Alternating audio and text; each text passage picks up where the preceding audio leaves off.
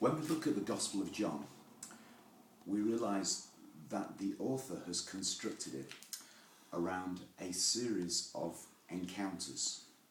Encounters between Jesus and various people. And there are all kinds of people. And it begins with an encounter between God and the world. God has a message to speak. And the message is going to be spoken through his word. And his word is Jesus. And this is outlined in the famous prologue to John's Gospel, right at the beginning. In the beginning was the Word, and the Word was with God, and the Word was God. He was with God in the beginning. And the beginning, arche, it means in the foundation, in the construction of everything. And the Word is as close to God as a word is to the speaker. In fact, you can't differentiate between the one who speaks and the word spoken. And that's what John's saying here. He's saying the word spoken is Jesus.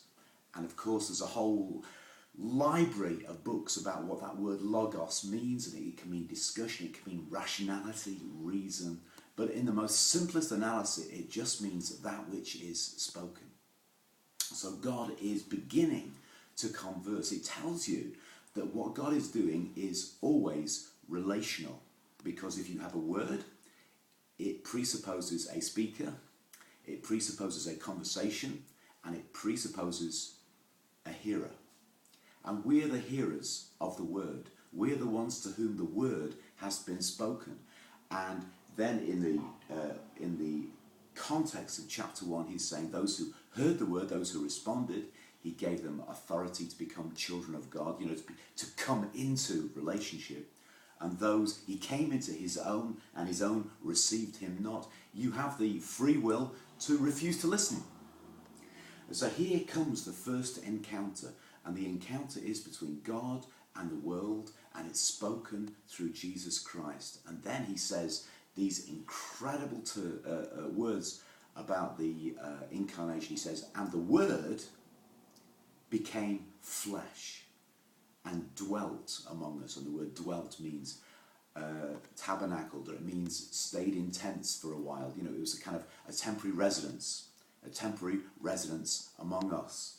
And of course the word tabernacle reminds you of the glory of the Lord that was seen by Israel in the wilderness, that God's tabernacle was among his people, his chosen people. He dwelt, and it said when they entered the tabernacle, do you remember that phrase where it says the priests couldn't stand to worship because the glory of the Lord was there. And so here John is saying, and we beheld his glory, the glory of the only begotten of God. Because he's going to say, you are the sons and daughters of God, but he is the only begotten. He is the particularly special Son of God. He is the Word. We can be words spoken to our world, but it's derivative. He is the Word spoken once and for all, the only begotten of the Father. The Word became flesh and made his dwelling among us. And we have seen his glory, the glory of the one and only. Isn't that great? Who came from the Father, full of grace and truth. So this is the beginning of the encounters. This is what you might say, the mother of all encounters. And in terms that remind you of Genesis, John very carefully takes us back to Genesis. He says that's where God spoke and it was. Do you remember he said, let there be light, and there was light. And in the Hebrew, there's no verbs in there. It goes like this. He said, light, light. He said, let there be light, light. It's like a film director saying, lights, camera, action. And it's like he is the film director of the story of the universe. And when he says it, it happens. And so John is picking up the picture of Genesis chapter 1, and he's relating it to what happened more or less in his own day and saying, just as in the beginning the Word was with God, creating, bringing things to life that were not there before, creating out of nothing, let there be light, and there was light. Now, in our day, he has spoken again, And he's spoken through, well, how can he speak? Through his word.